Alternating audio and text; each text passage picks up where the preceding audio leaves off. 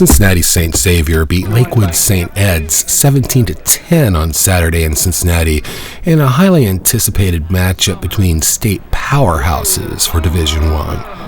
The game lived up to its hype and then some. It was crisp and athletic, and it was a pleasure to cover. 13 of these players have already committed to BCS schools to play next year. Mix all of that with a tremendous October afternoon, serious playoff implications, particularly with seeding for Regions 1 and 4, and the world's rowdiest student section. And you have the MVPhd Game of the Week for Week 8. Lakewood St. Ed's visits Cincinnati St. Xavier.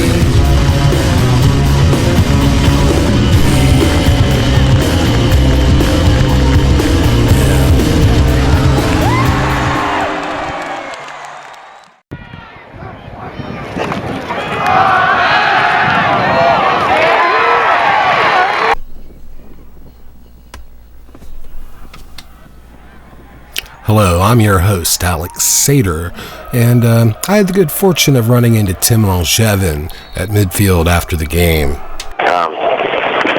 It was a neat atmosphere between two great Division I powers. I thought I was watching a BCS title game.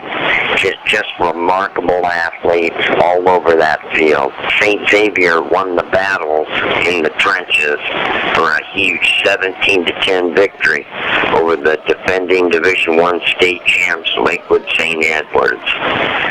The Eagles' offensive line has grabbed a lot of national headlines all season long. You know, they're averaging 283 pounds a man. But it was the Bombers' defensive line, undersized by 58 pounds per man, that stepped up big time.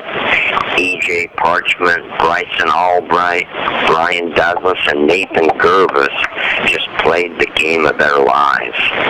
You know, Nathan Gervis had 8 tackles and 2 sacks, and then his compadre, Bryce Albright, had 9 tackles and 1 sack. They both have 19.5 sacks combined on the season. Yeah. And you have to give a lot of credit to the defensive ends, Albright and Parchment. They did a great job of turning the plays inside, and that really shut down the Eagles' potent running attack.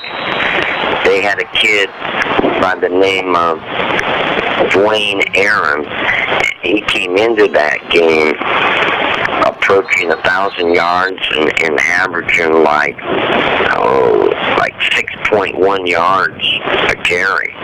Well, this afternoon, all he had was 6 yards on 10 carries for a .1 average. So, I mean, the whole defense just, you know, another kid on defense that really had a great game was their safety, Spencer Strode. He had 9 tackles. And it was like St. Ed's was running into a brick wall. Their linebackers just shot the gaps all afternoon. The defensive ends turned the plays inside. The linebackers shot the gaps, and it was just, you know, they were stonewalled the entire game. Do you think that the Eds had a problem concerning whether or not they could get up after getting crushed by Don Bosco last week? Evidently they had to have, because, you know, the coach didn't seem overly concerned. You know, Rick Finati just said it's only a game. You know, we got 2 big tests ahead the next 2 weeks. You know, these guys are fighting for their playoff lives now. Tell me a little bit about the scoring. Sure.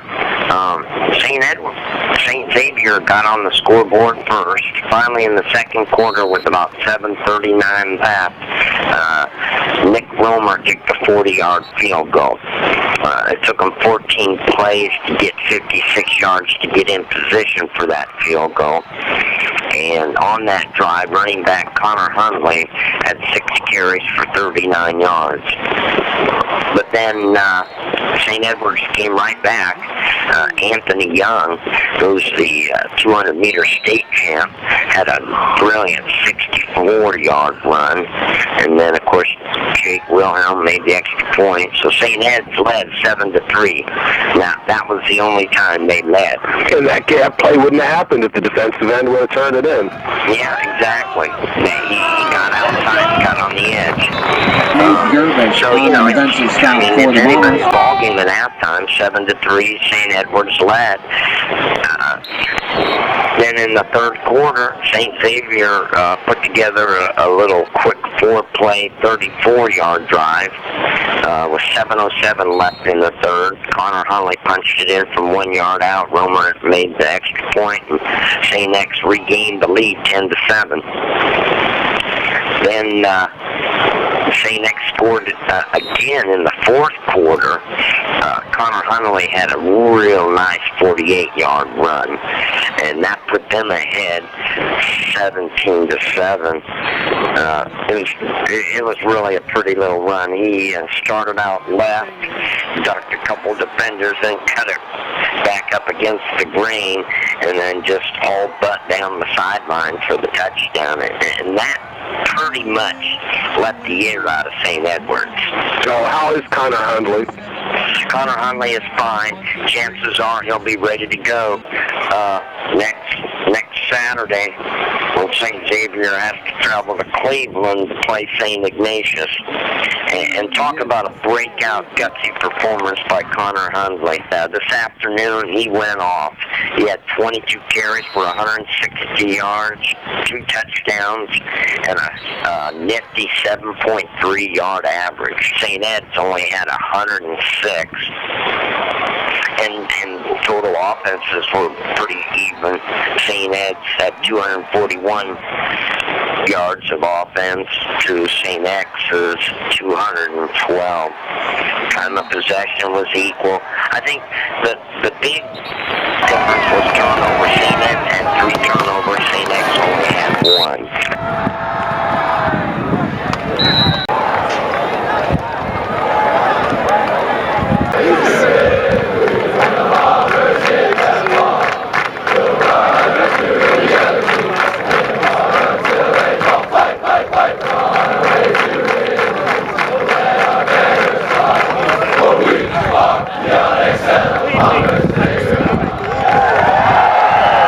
Sort of leaned on the offensive line. It was a 3rd and short, I think, and just trying to get the 1 yard. And the offensive line did a great job coming off the ball and opened up a lane for me. Yeah. So how big is this win for your team? Oh, it's huge. We come in this game is senior day, and we wanted to get another game here in the playoffs and get it first season and see what happens.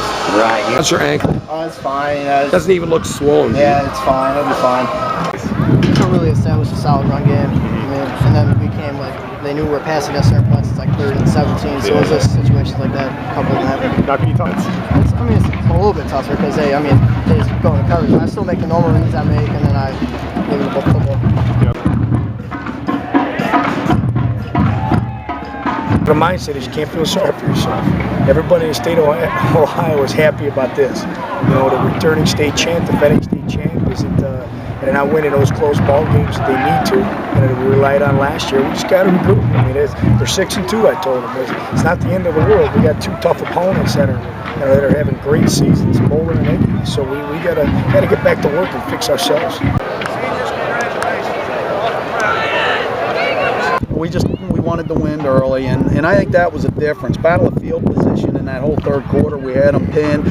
They're really good, though. That's a great football team, and they held us in check offensively. And that's kind of when you get two great teams back, when it's just back